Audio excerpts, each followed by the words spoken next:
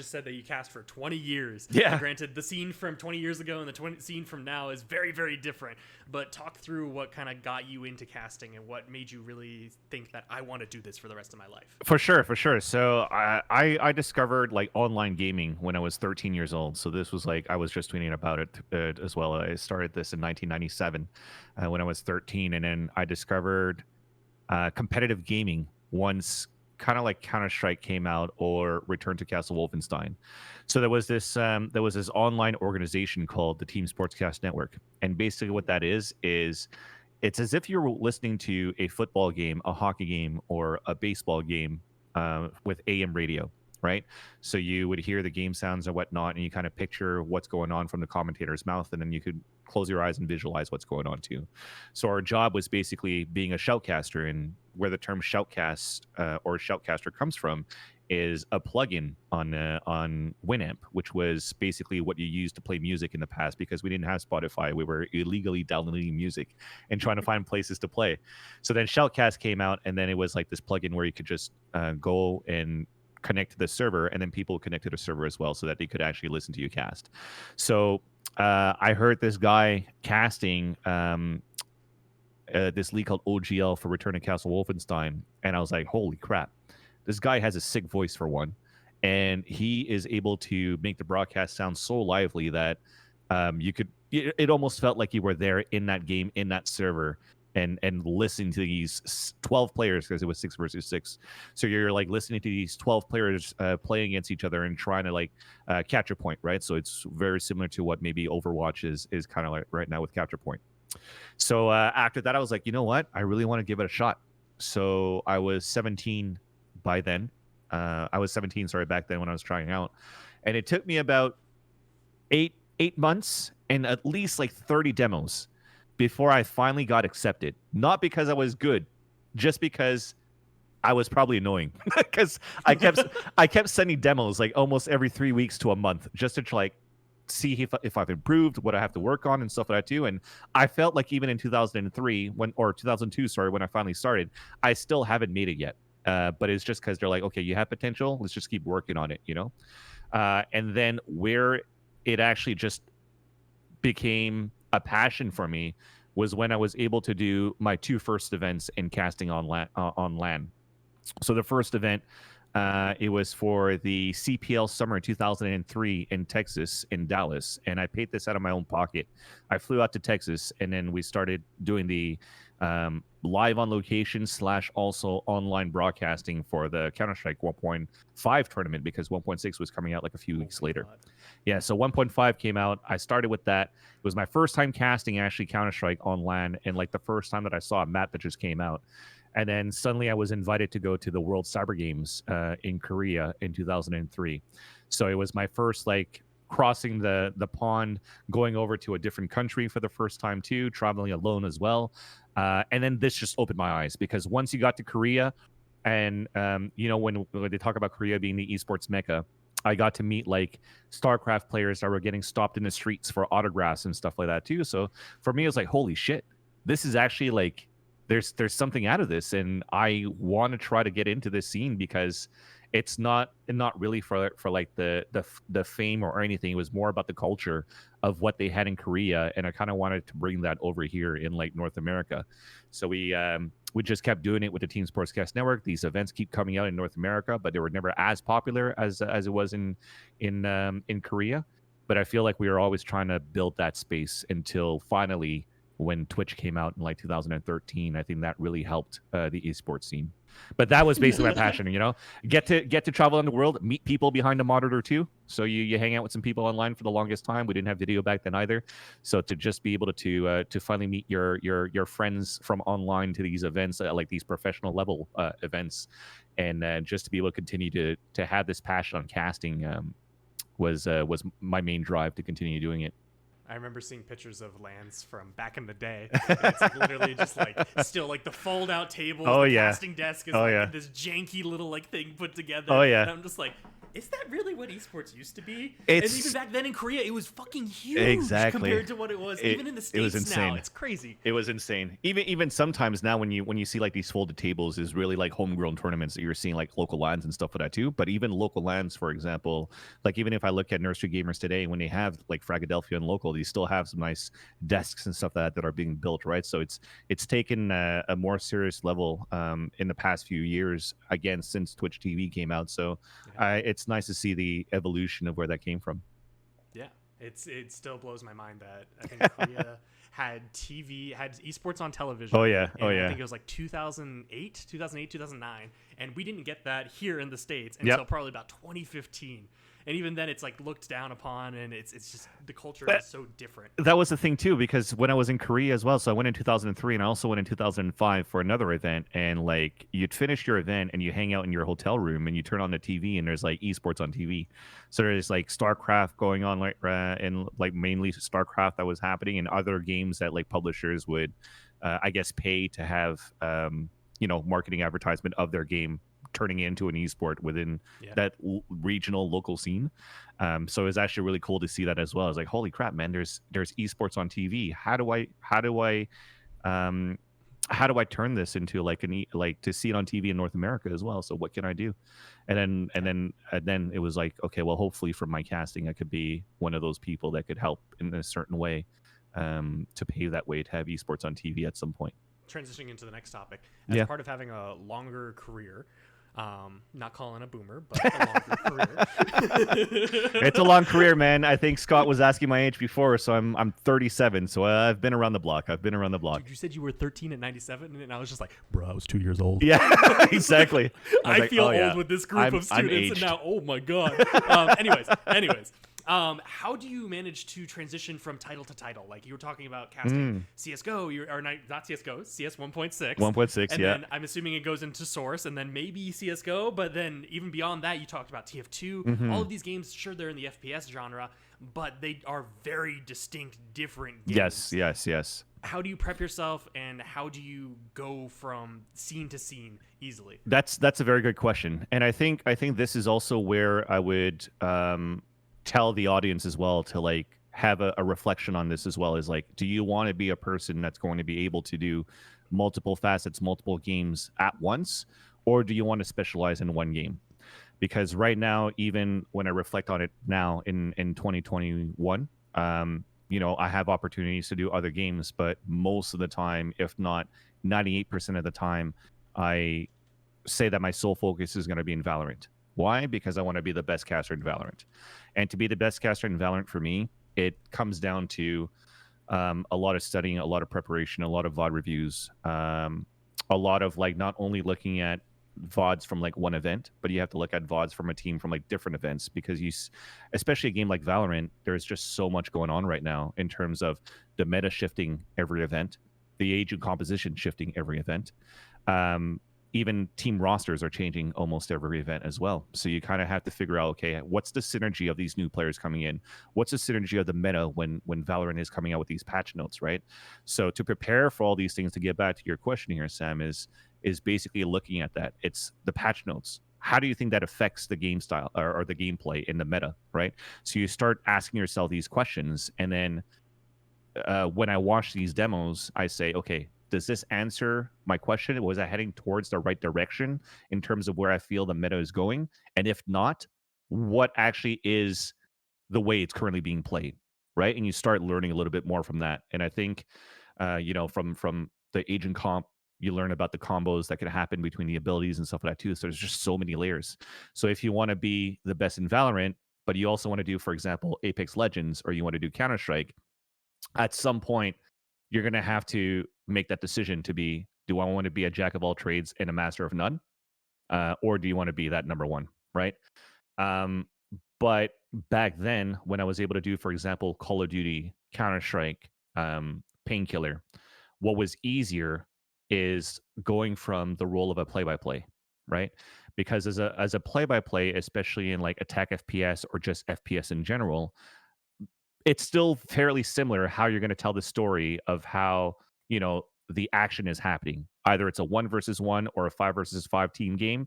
What you do as a play-by-play is setting up what's about to happen on the screen, and then hype up whenever you need to hype up, bring the cadence when you need to bring the cadence in to like high pitch hype or like suspense, whatever you want to do to control that voice, depending on what's going on in that match, right? And you could apply that in multiple games, at least in my opinion. Where it gets a little bit more difficult is when you want to go into color casting. And like I said, everything that I just mentioned about preparation for Valorant is what I do currently when I'm preparing for color casting in Valorant 2, which is why if I'm spending so many hours, I'm looking at, for example, if an event is about to happen, I think I spend about 50, 60, maybe even 70 hours of VOD reviews to prepare on certain teams, just to try to be familiar as much as I can, because you could practice for about 70 hours or learn these VODs for 70 hours. But then when it comes game time, the day of, let's say, for example, 100 Thieves at Masters 3, they went back to their composition of having a Killjoy instead of bringing KO out, right? And then also, not only that, Nitro went from playing an Omen to playing an Astra. So it's like, oh shit, what's new? What did I learn and how did it change? So then to continue on to, I guess, that type of preparation or how you want to become the best, I think it's better, in my opinion, to just stick into that one game. But um, the con of this is that you may not always be able to get events and gigs in that specific game, right? So if you're trying to make it a full-time career, it's very, very difficult if you're not landing these gigs in that specific game, where naturally you might have to go into different disciplines at once to be able to, sustain and keep food on the table and pay your bills. So then it comes down to another thing. Would the second game be like a detriment to you being the expert on your main game or not, right? And if it balances well with these two games together, so for example, Valorant and Counter-Strike, still two different games, but the basic and fundamentals of how attack FPS, plant diffuse is kind of similar in that sense, right? So it could maybe help in terms like the play-by-play. But color, you're gonna have to add it a little bit more time. Yeah, on more of a macro scale too, and this more of the business side of it too.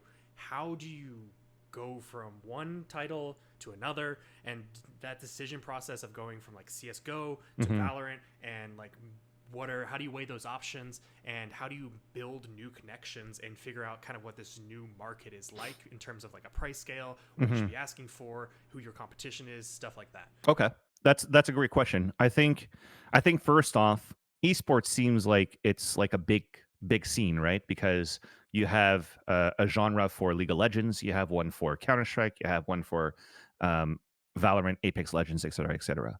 But in the end, when it comes down to talent that you're working with or people that you're working with in the back end, from TOs to producers, that is a small niche. Everybody knows each other there.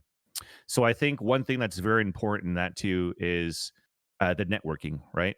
So if you have the opportunity to do these events, and I think the most important thing that I always tell everybody that asks me or that I have a conversation with is to be very humble in your work, right? Keep your head down, work hard. If you're not getting picked for an event, if somebody else gets it before you, it's not because you're bad, right? Because if you still have opportunities, there is talent there, right? If you're still getting other opportunities and they still keep coming, maybe not as fluently as you want it to, or fluidly, sorry, as you want it to, you still have talent. And I don't think that you should bring down your peers to try to make yourself look better, right? Always remain humble, because who knows? There's going to be another game, another event where those paths will cross again, and you don't want that shit to hit the fan, right? So I think that was the most important thing to start. So to look at my career of how I kind of got back into it is, yes, I've been casting for 20 years, right? But Scott, you told me when I first started this, basically you're like 7 years old, because let's say I started casting at 17. So maybe a couple of years later, you were probably like 7 or 8 when I was 17 and I started casting. So you probably have no fucking idea who I am, right? Until you probably started watching me doing Valorant, right? But anything that I've done from like 2002 to 2007, that's nobody cares, right? And that's what actually brought me down to earth as well. It's like, it's cool to have an ego, because it helps you gain that confidence to know that you're able to do it. but the ego is not going to help you by name to get what you want to get. You still have to work hard for it. So when I took this break, like around 2011, the reason why I took a break is 2011 too. I was 27 or 26, and I still wasn't really making a career in esports. Right? I still had some gigs here and there, traveling once a month, traveling once every 2 months, but it wasn't sustainable. So I needed to find a career that helped me again live to settle down at some point. And long story short, we get into 2020, where COVID happened, and I got let go from my company.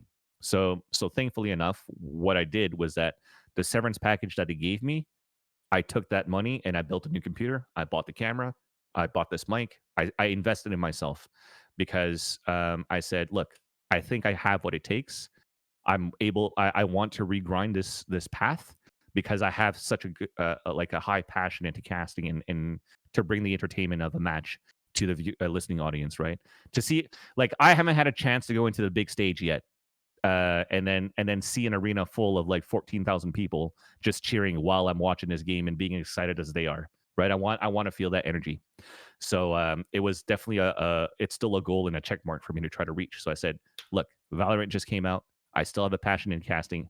I have some time to think about it before I get back into casting, or before I figure out if casting would be the path, or if I go back into and stick into the corporate world and stay in sales or whatever, you know? So talking about it with my brother, my wife, my family, they're like, yo, you're good at what you do. Just give it a shot, you know? You have, it's as if you took a sabbatical, figure out if it's going to be a passion that you still enjoy. And if it's going well, then fucking stick with it, right? And here we are today. And I think how I started getting into Valorant 2, to rewind again, sorry, is that networking of how important it is, right? So from networking in the past, I casted Miss Harvey. I don't know if you guys know Miss Harvey, but with CLG, she is now, like, she was like what, a 6-time Counter-Strike 1.6 women's champion, also a teammate of Alice, who is now the captain of Complexity for the women's side. So um, people like her, Garrett Bambro, who is also an ex Counter-Strike Source pro, um, and other people that were in the esports scene are starting to do these tournaments for Valorant. And because they knew me from 15 years ago and I was casting them 15 years ago, they're like, hey, do you want to cast our event for Valorant? And then it started from there, right? So I started with Miss Harvey doing CLG Blitz Cup. Then we went over to the Immortals First Cup because Evan Malo, who's a buddy of mine that was working with Immortals, was also a 1.6 pro back then, and I was casting him. And even a side thing right now, I'm currently working on side projects with SteelSeries. When I lost my job and I tweeted out that I'm looking for opportunities in esports, I had the global marketing director from SteelSeries email me, and he said, "Hey Vance, I don't know if you remember me, but back in 2004, you were casting my Australian match at 4 a.m. your time and like 7 p.m. my time, and you casted my teammate going on a clutch on a 6 versus 1, and he was like the owner of Team Immunity. So now he's like, hey, do you want to work with me to do some SteelSeries stuff? So I was like, yeah, fuck yeah, why not? So that's why I'm saying, like, networking and being humble is super important because you never know when it's going to come back, right? It all comes full circle in the end.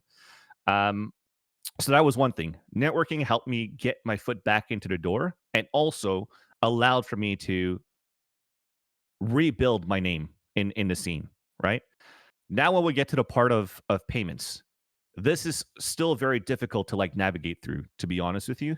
When I first started this, right, and this is where it was, I think, full disclosure, I think doing one event for, I think, like a 14-hour day when I first started doing Valorant, and after like a 12-hour cast or something like that, it was still like, let's say, $500 a day, right?